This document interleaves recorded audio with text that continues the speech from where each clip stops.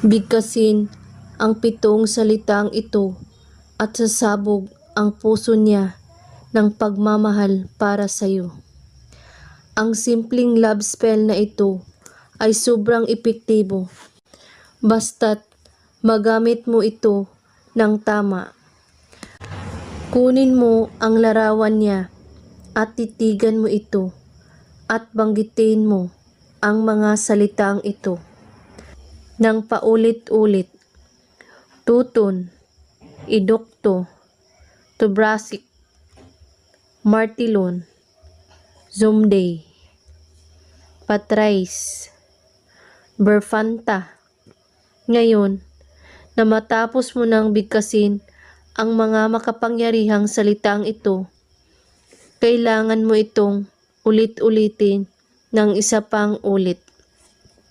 At pagising mo sa umaga, mararamdaman mo ang unti-unting gagana ang spell na ito.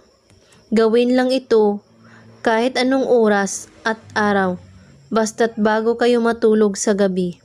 At kailangan, kapag gumawa kayo nito, buo ang inyong paniniwala at walang ibang iniisip at pagdududa.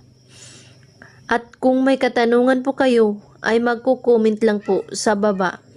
Maraming salamat sa panonood. May God bless us all.